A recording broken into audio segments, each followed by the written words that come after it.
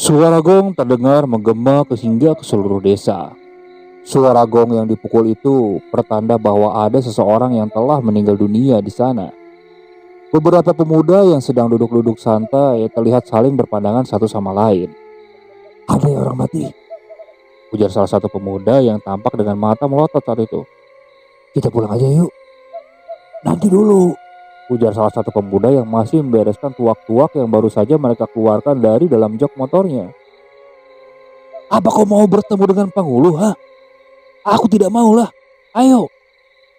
Mereka pun bergegas menaiki kendaraan masing-masing, lalu melaju untuk pulang. Setelah di persimpangan jalan, mereka pun akhirnya berpisah. Karena memang mereka tidak tinggal dalam satu desa. Saat Mehmet dan Irwan memasuki palang desa mereka, kendaraan mereka mendadak mogok. Dan dari kejauhan mereka melihat seperti ada seorang yang bertubuh tinggi, besar. Sosok itu seperti menari-nari di tengah jalan. Semakin lama diperhatikan, sosok itu justru semakin mendekat. Tenggorokan mereka seakan tercekat. Mereka tahu kalau sosok yang mereka lihat itu bukan manusia, melainkan penghulu, makhluk yang berpesta ketika ada orang yang meninggal. "Cepat, cepat lari, cepat, cepat!" teriak Irwan pada Mehmet yang masih berusaha menghidupkan motornya yang tadi mendadak mogok. "Cepat!" teriak Irwan lagi ketika menyadari makhluk itu semakin mendekat ke arah mereka. Seperti orang tak setia kawan, Irwan berlari lebih dulu meninggalkan Mehmet tanpa menoleh lagi ke belakang. "Tunggu aku, Wan! Tunggu! Ayo cepat, bodoh!" teriak Irwan sambil terus berlari dan masih tak mau menengok ke belakang. Saat tiba di warung tumbang desa yang saat itu sudah tutup, Irwan bergegas menggedor-gedor pintunya sambil berteriak-teriak minta tolong. Tak lama setelah pintu rumah itu dibuka, yang merupakan pintu masuk warung itu, Irwan langsung masuk dan duduk di pojokan sambil menutup mata dan telinganya. "Ada apa sih?" tanya laki-laki yang merupakan pemilik dari warung tersebut. Ada hantu, Pak. Ada hantu." "Hantu? Hantu apa emang?" "Penghulu, Pak. Penghulu." Mendengar jawaban dari Irwan, orang itu langsung menutup pintu rumahnya dan menyalakan semua lampu yang ada di rumah tersebut. Lalu ia pun membakar kayu sompun, kayu yang baunya ditakuti oleh penghulu. Saking takutnya Irwan, sampai-sampai ia menangis terseduh-seduh. Ia merasa bersalah kepada Mehmet karena sudah meninggalkan temannya itu. "Kau sendirian kah?" "Tidak, tadi kami berdua, Pak." "Lah terus di mana temanmu yang satunya?" "Tadi dia tidak lari, Mang. Itu yang tadi saya tinggal setelah melihat penghulu menari-nari." "Penghulu menari?" tanya si Amang pemilik warung meyakinkan kalau ia tidak salah dengar. "Iya, penghulu ulung-ulung," gumamnya setelah mendengar jawaban Irwan. Saat hari sudah pagi, Irwan mengajak si Amang pemilik warung itu untuk mencari keberadaan si Mehmet. Terlihat kendaraan Mehmet masih ada di tempatnya semalam, namun sahabatnya itu tidak ada di sana. "Mungkin dia sempat lari, Mang," si Amang itu menggeleng. "Kita cari dia ke sana," tunjuk si Amang ke arah samping jalan yang memang masih di daerah hutan. Mereka berdua pun memasuki hutan yang berada di samping jalan. Mereka menemukan banyak tumbuhan-tumbuhan liar yang sudah roboh seperti diinjak-injak sesuatu. Setelah keduanya mengikuti tumbuhan liar yang roboh tersebut, mereka akhirnya menemukan Mehmet. Mehmet terbaring di bawah pohon dengan wajah yang sangat pucat. Tangan dan kakinya dingin seperti es. "Bangun, Met, bangun," ujar Irwan. "Oh dulu ke rumahku," ujar si Amang pemilik warung tersebut. Nah setelah Mehmet dibawa ke rumah si Amang pemilik warung, Irwan lantas disuruh untuk memberitahukan keadaan Mehmet kepada keluarganya. Dengan meminjam kendaraan milik si Amang pemilik warung tersebut, Irwan bergegas menuju desa. Di sepanjang perjalanan, ia terus memikirkan apa nantinya yang akan dia katakan kalau keluarga Mehmet menanyakan kenapa ia sampai tega meninggalkan Mehmet sendirian. "Ya Tuhan, apa yang sudah kulakukan semalam? Mehmet juga kenapa bodoh sekali?" Singkatnya, setelah Mehmet dibawa pulang oleh keluarganya, dan mereka pun juga tahu kalau Irwan sudah meninggalkan Mehmet pada malam itu, ia pun lalu dilarang untuk berteman lagi dengan Mehmet. Dan sejak kejadian itu, Irwan sudah tidak pernah lagi menemui Mehmet. Mendengar dari cerita orang-orang, rupanya sejak kejadian malam itu, Mehmet sudah tidak bisa lagi diajak ngobrol. Bicaranya ngelantur, dan kelakuannya seperti orang linglung. Beralih ke 1 bulan setelahnya. Saat itu, Irwan, Peldi, dan Charlie, dan Rigon sedang duduk-duduk santai di pos kamling yang sudah jarang digunakan. Peldi, Charlie, dan Rigon merupakan pemuda dari suku Dayak Murung yang beragama Kahariang. Sementara Irwan dan Mehmet merupakan pemuda dari suku Dayak Bakumpai yang beragama Muslim. Ya meskipun berbeda suku dan agama, mereka berlima tetap menjadi sahabat yang tidak pernah terpisahkan. Salah kami membiarkan kalian berdua pulang malam itu. Andaikan kami mengajak kalian ke rumah, pasti kalian berdua tidak akan bertemu dengan penghulu itu. Saat sedang ngobrol, mereka tiba-tiba dipanggil oleh Pak Kades. Apa yang sedang kalian sepakati di situ? Ujar Pak Kades. Tidak Pak, kami cuma ngobrol-ngobrol aja, jawab Irwan saat itu. Kalau begitu, lebih baik kalian membantuku, ujar Pak Kades. Membantu apa Pak? Tanya Peldi yang memang saat itu mereka sedang berada di desanya Irwan. Tapi Pak Kades cukup mengenal para pemuda dari desa sebelah tersebut. Kan di Ilir itu ada rumah di pinggir sungai. Nah rumputnya sudah sangat panjang dan lebat sekali. Aku minta tolong pada kalian untuk membersihkan rumput-rumput di sana. Bisa? Tentu bisa Pak, asal ada itunya, jawab Charlie yang memberikan isyarat dengan menggeserkan jari jempol dan jari telunjuknya. Kalau masalah itu tenang aja. Yang pastinya rokok dan makanan dulu, ujar Pak Kades saat itu. Mereka diajak ke rumah yang dimaksud oleh Pak Kades. Rupanya di sana sudah disediakan berbagai peralatan untuk memotong rumput dan membersihkan area sekeliling rumah. Di belakang rumah tersebut merupakan sungai yang lumayan besar. Biasa digunakan oleh warga mandi dan pencuci. Kalian bisa mulai. Setelah menunjukkan apa saja yang harus dikerjakan, Pak Kades lantas berpamitan. Sepeninggalan Pak Kades, para pemuda itu pun mulai bekerja. Pak Kades itu sepertinya sudah tahu kalau kita ada di sini atau di desa ini, ujar Peldi. Tentu saja tahu. Orang kita di sini setiap hari, jawab Irwan. Untuk apa rumah ini, Wan? Tanya Rigon saat itu. Apa kau tidak lihat tulisannya? Sembari menuju ke arah papan bertuliskan puskesmas dan nama desa tersebut. Iya, aku lihat maksudnya itu. Rumah ini mau ditempati lagi, ha? Tanya Rigon. Iya, mantri yang baru kan akan tinggal di sini. Mungkin besok atau lusa mereka datang. Rigon, Charlie, dan Peldi mengangguk seraya memonyongkan bibirnya. Mereka bekerja dengan sungguh-sungguh hingga tak terasa hari sudah semakin sore. Makanan dan minuman yang dijanjikan oleh Pak Kades pun sudah 2 kali diantarkan oleh Rahim yang merupakan anak dari Pak Kades itu sendiri. Bahkan jadi enak kalau dipandang kalau bersih gini, ujar Pak Kades tersenyum puas ke arah para pemuda tersebut. Pak Kades memberikan sejumlah uang kepada mereka. Saat mereka akan pergi, Pak Kades memanggil Irwan. Wan, besok tolong temani Rahim menjemput keluarga pemantri ya. Oh iya, kira-kira jam berapa Pak?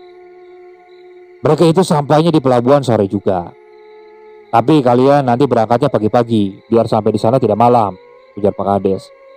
Irwan garuk-garuk kepala mengingat perjalanan dari desa ke pelabuhan itu lumayan sangat jauh.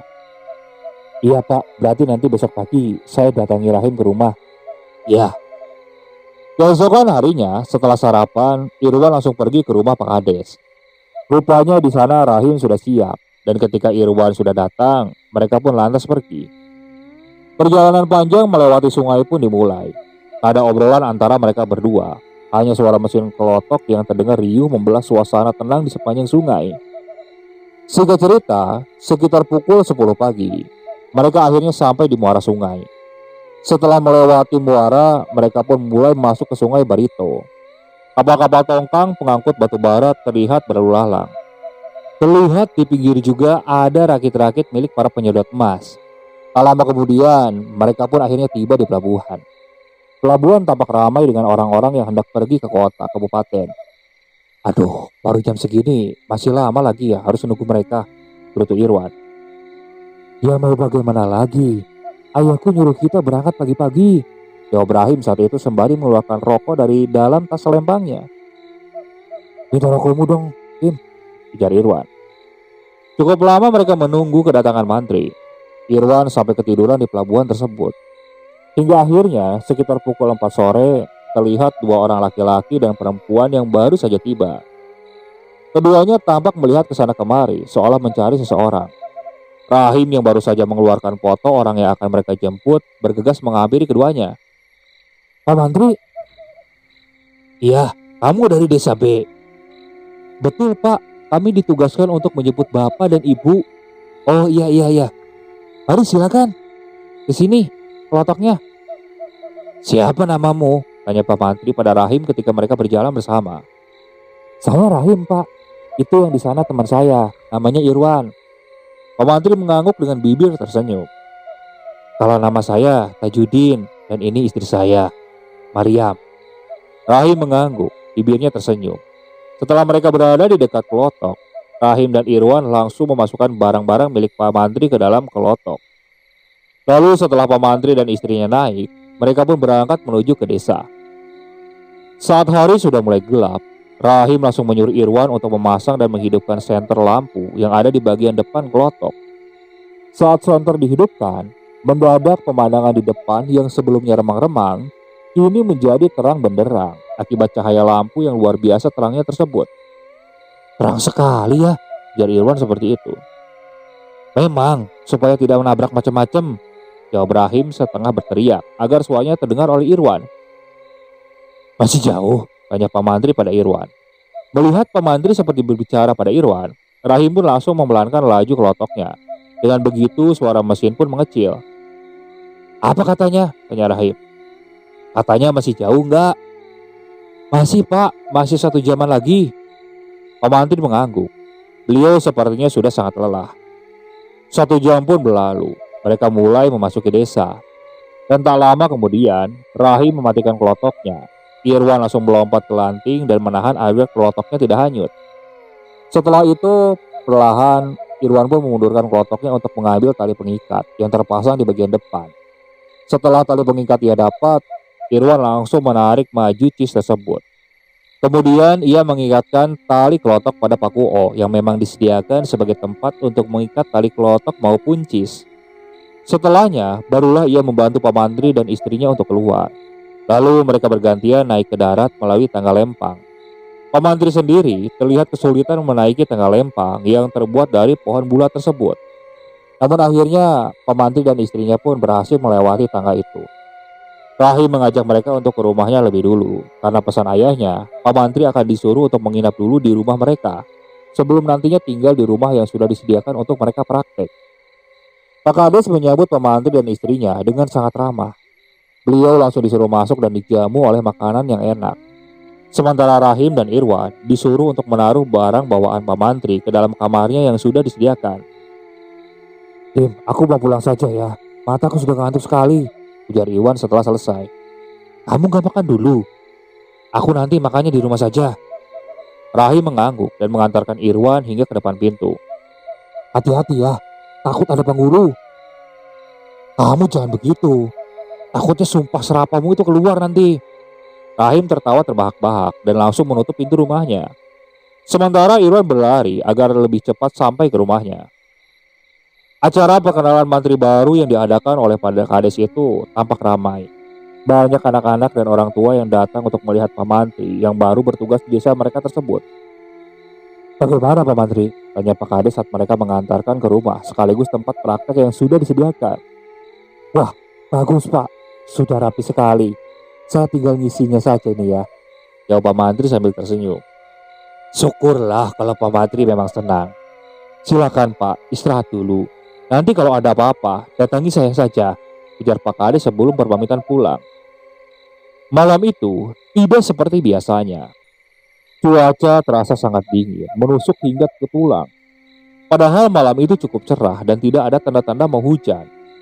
Kata orang-orang tua di desa, cuaca seperti itu disebut dengan angin orang mati, yang artinya akan ada yang meninggal dalam 24 jam setelah terasanya angin tersebut. "Kami pulang saja Wan, anginnya terasa lain," ujar Ferdi saat itu. "Lebih baik kalian tidur di rumahku saja, gak usah pulang. Takutnya terjadi seperti yang waktu itu kami alami," ujar Irwan saat itu. Karena ini seperti angin orang mati, dinginnya seperti ketulang, sambung Irwan. Mereka saling berpandangan, kemudian mengangguk, dan setelahnya mereka bertiga diajak Irwan untuk pulang ke rumahnya yang berjarak lumayan jauh kalau dari pos kambing tersebut. Semenjak kejadian yang ia alami bersama Mehmet, Irwan memang sudah tak mau lagi kelayapan keluar desa jika sudah malam hari.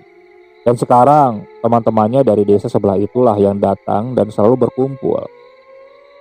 Keesokan harinya benar saja, dari masjid terdengar siaran pemberitahuan kalau ada orang yang meninggal.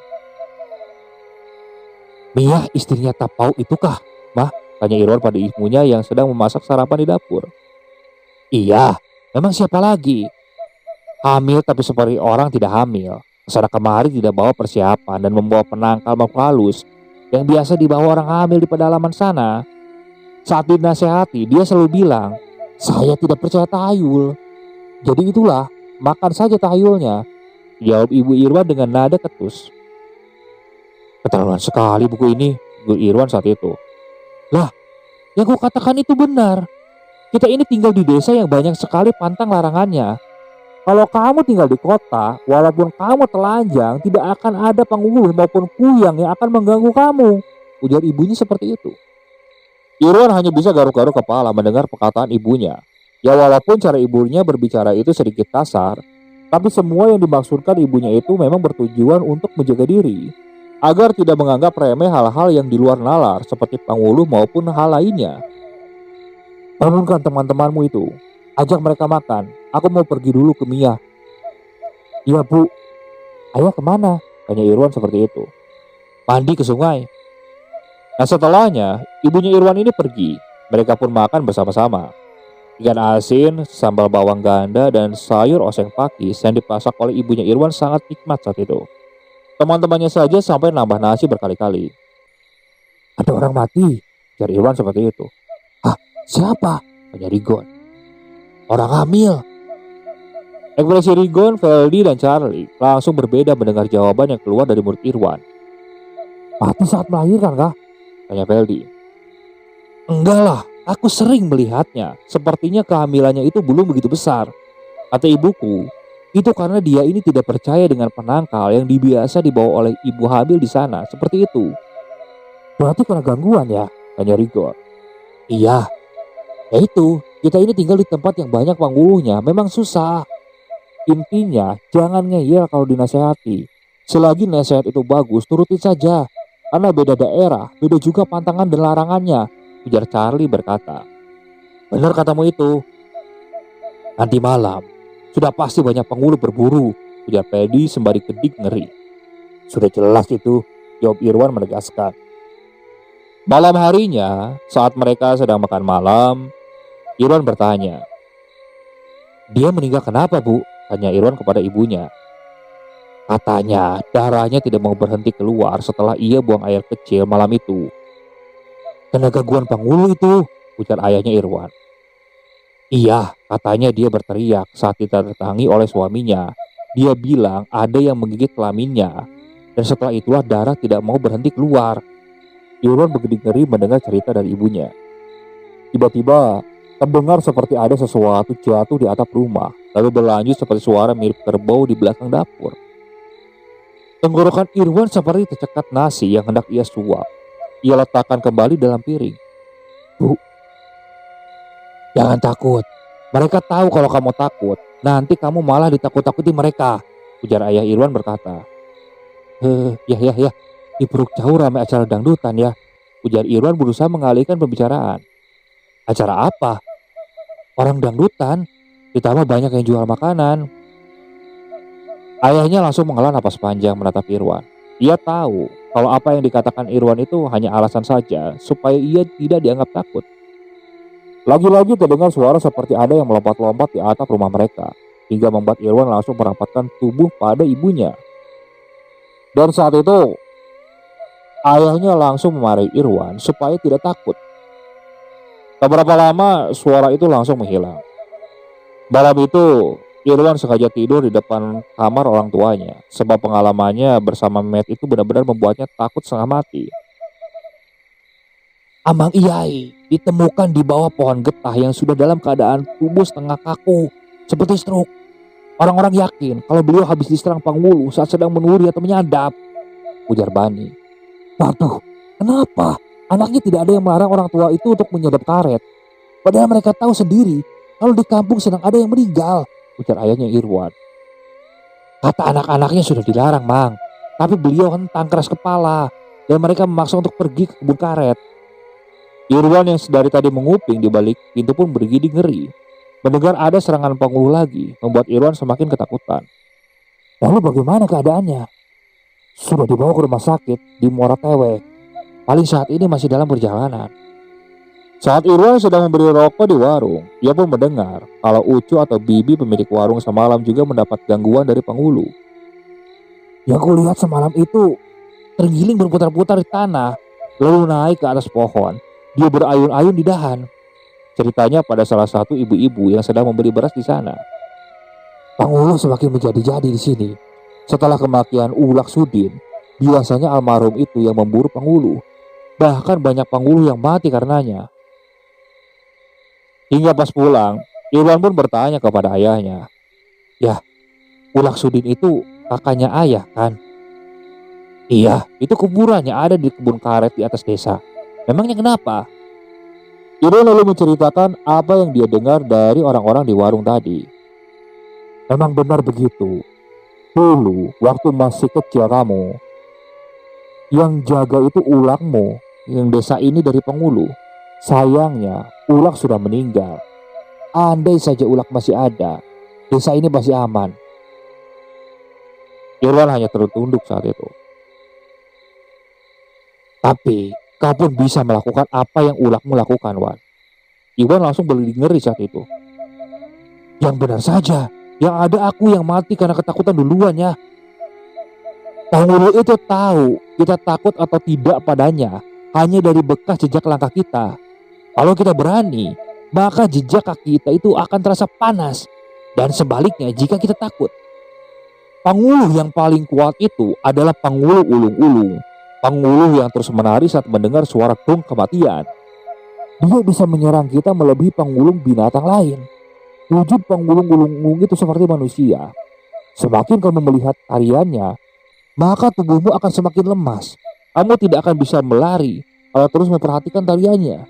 Pangulu itu adalah yang terkuat di antara yang lain.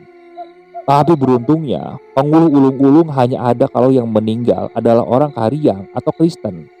Dia merupakan pemangsa yang unggul. Irwan terdiam. Pangulu itulah yang dia lihat bersama Mehmet waktu itu. Berarti Mehmet tidak bisa lari menyusulnya karena itu. Suatu hari di desa Irwan, penyakit aneh muncul menyerang kucing. Satu persatu, kucing peliharaan warga ini mati secara mendadak. Dan setelah kucing di desa itu tidak ada yang tersisa, penyakit aneh itu kemudian menyerang kucing-kucing di desa lain. Kucing-kucing mati mendadak seperti itu berulang kali hingga di tahun 2004 bulan 1. Tak ada yang tahu penyakit apa yang menyerang kucing-kucing tersebut, karena memang di sekitar sana tak ada klinik khusus untuk hewan. Orang-orang hanya menerka-nerka kalau kucing-kucing tersebut mati karena virus atau penyakit yang hanya bisa menularkan pada sesama kucing saja. Karena ayam dan hewan-hewan lainnya tidak berdampak penyakit aneh tersebut. Banyak betul orang-orang yang nanti berobat di tempat pemanti itu ya, ujar Peldi saat itu. Iya, banyak anak-anak terkena muntaber, jawab Irwan. Wah, bahaya sekali itu, saut Rigon. Di tempat kalian bagaimana keadaannya? Tanya Irwan pada ketiga sahabatnya itu. Babi peliharaan kami banyak yang mati mendadak. Makanya sekarang makanannya diganti dulu supaya babinya tidak terkena penyakit yang mungkin berasal dari makanan, ya Charlie. Ada apa sebenarnya ya? Kenapa banyak binatang-binatang yang mati? Ujar Irwan. Entahlah Wan, mungkin karena sekarang sedang musim penyakit, ujar Peldi. Semoga saja desa kita ini lekas sembuh ya, ujar Rigon yang ditanggapi dengan anggukan oleh ketiga sahabatnya. Berita kematian kembali disiarkan melalui masjid. Suara dari tua masjid menggema hingga ke seluruh desa yang memang tidak terlalu besar tersebut. Kali ini yang meninggal adalah anak kecil yang sempat dilihat oleh Irwan berada di puskesmas desa kemarin. Dan tak lama kemudian disiarkan kembali berita kematian. Dan ini sangat membuat Irwan terkejut. Sebab yang meninggal adalah Mehmet. Mehmet sahabat Irwan telah meninggal dunia. Mehmet, Mehmet, gumam Irwan tak percaya. Belum lagi hilang rasa kaget bercampur tak percaya. Lagi-lagi dari masjid kembali mengumumkan berita kematian 3 kali berturut-turut dengan 3 nama yang berbeda-beda. 3 orang telah meninggal dunia di hari yang sama di desa itu. Irwan terduduk lemas. Ada apa ini? Kenapa? Apa ini hanya kebetulan? Atau masih ada hubungannya dengan penghulu? Segelintir pertanyaan mulai memenuhi benak Irwan. Kamu siap-siap ikut ayah untuk membantu menggali kubur.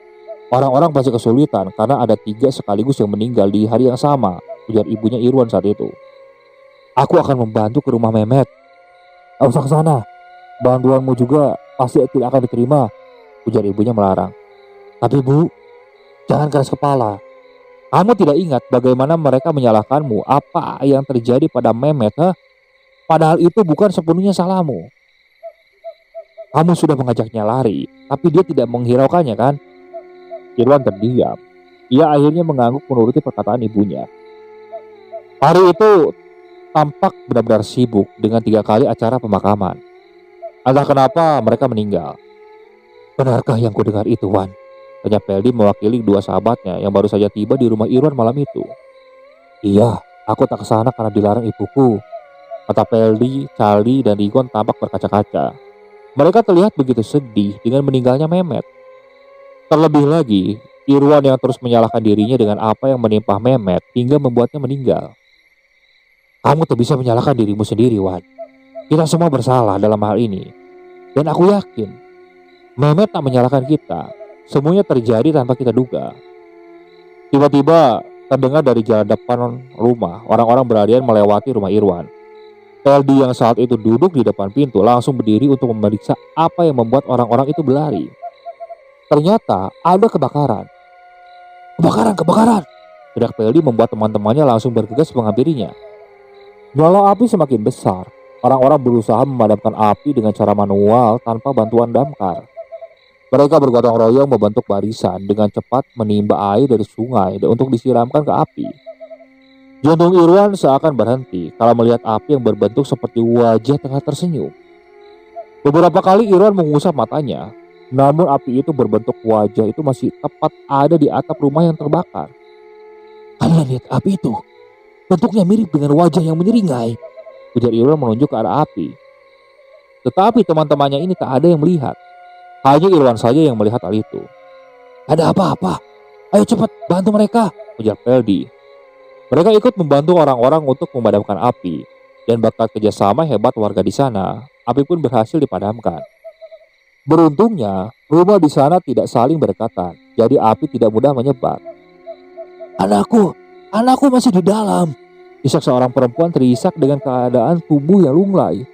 Entah apa yang memasuki Irwan, ia yang semula penakut itu malah langsung masuk ke dalam rumah yang baru saja dipadamkan tersebut.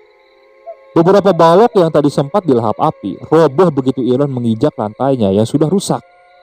Irwan langsung jatuh tertimpa balok-balok dan membuat teman-temannya berteriak memanggil namanya. Irwan, bodoh, kenapa kamu masuk situ? Ujar teman-temannya. Akhirnya ketiga teman Irwan dan orang-orang yang tadi membantu memadamkan api masuk dengan hati-hati ke dalam rumah tersebut. Mereka melihat Irwan yang duduk di antara reruntuhan sambil menangis terisak. Di depannya terlihat jenazah yang sudah tidak bisa dikenali akibat terbakar. Irwan diangkat oleh ketiga temannya. Mereka memaksa Irwan untuk keluar. Sementara korban kebakaran tunggal tersebut dibantu warga untuk dikeluarkan. Entah apa penyebab kebakaran itu. Dan setelah kejadian kebakaran tersebut, Irwan nampak sangat jauh berbeda. Bahkan dengan teman-temannya saja, Irwan kini mulai menjauh. Wan, teriak Charlie yang saat itu melihat Irwan baru saja keluar dari hutan yang berada di samping jalan menuju desa. Namun Irwan hanya menoleh sesaat, lalu kemudian melanjutkan perjalanan. Wan, kamu kenapa, ha? Kenapa kau menghindar begitu? Apa kami punya salah padamu? Ujar Charlie yang saat itu sudah berhasil menyusul Irwan. Kalian tidak salah apa-apa padaku. Aku hanya tak ingin diganggu saja. Charlie menurutkan alis mendengar jawaban Irwan yang tak biasa tersebut. Ada yang sesuatu yang kau sembunyikan, ha? Tanya Charlie. Ya, dan kalian tak perlu terlibat dengan apapun yang aku lakukan. Bagaimana mungkin kami tidak melibatkan diri? Kau itu teman kami. Apapun yang sedang kau lakukan, kami akan membantumu. Aku tidak perlu bantuan. Aku akan menuntaskannya sendiri. Sebaiknya kalian menjauh dariku, ujar Irwan sebelum akhirnya kembali masuk ke dalam hutan. Charlie yang saat itu sedang mengendarai motor tentu tidak bisa mengejar Irwan masuk ke dalam hutan. Ia hanya memandangi Irwan sambil terus menggeleng-geleng kepala. Sebenarnya ada apa dengan Irwan, Mang? Tanya Peldi, Charlie, dan Rigo bersamaan. Saat itu mereka sedang berada di rumah Irwan, dan seperti biasa Irwan tidak ada di rumahnya. Ayah Irwan menghela napas panjang. Sebenarnya aku ragu ingin menceritakan apa yang dilakukan Irwan saat ini. Karena Irwan sudah mewanti-wanti agar tidak dibocorkan semuanya pada kalian. Tapi kami harus tahu, Mang, sebenarnya ada apa? Aku tak bisa membocorkan kepada kalian. Ketika teman Irwan itu tampak kecewa mendengar jawaban tersebut. Malam itu, Irwan pulang dengan keadaan tubuh penuh tanah. Matanya yang dulu terlihat sendu dan biasa-biasa saja, kini berubah menjadi tajam dan tampak beringas. Ia meletakkan mandau dan hubang Tamiang di atas meja. Ujung Tamiang tersebut terdapat pecak darah yang masih segar. Kau sekarang sama kayak ulakmu, Wan, ujar ayahnya. Ulahku benar. Penghulu memang harus diburu, ujarnya. Tapi jangan sampai kau bertemu dengan penghulu ulung-ulung. Dia tidak akan membiarkanmu hidup. Ulahmu meninggal karena... Ayahnya terdiam tak melanjutkan ucapannya. Irwan tak terlalu menghiraukannya. Dirinya yang kini sudah sangat jauh berbeda dari yang dulu. Ketakutan pun sudah tak lagi membuatnya tersembunyi. Setiap ada yang meninggal, Irwan selalu memburu penghulu. Ia juga tak segan-segan untuk tidur di kuburan demi menunggu penghulu yang biasa datang untuk berpesta. Alhasil, setelah berbulan-bulan, kini desanya jauh lebih aman dibandingkan sebelumnya. Tak ada lagi penghulu yang berani menaksak masuk ke desanya, walaupun di sana ada yang meninggal. Dan tentang Irwan, ada yang tahu apa yang sedang ia lakukan selain kedua orang tuanya. Kini, ia pun sudah jauh dengan teman-temannya. Ia tak pernah lagi ikut bermain bersama Charlie, Ferdi, dan Rigon. Bahkan saat bertemu di jalan pun, Irwan menghindar. Irwan tak ingin teman-temannya terlibat dengan semua yang dia lakukan. Dia ingin teman-temannya tetap aman. Kehidupannya sebagai pemburu penghulu sangat berisiko. Apapun bisa saja terjadi padanya sewaktu-waktu. Bekas luka di tubuhnya adalah contoh terkecilnya. Oke, sekian untuk cerita kali ini. Saya mohon maaf apabila masih banyak kekurangan dalam pembawaan ceritanya. Kritik dan sarannya silakan kalian bisa cantumkan di kolom komentar.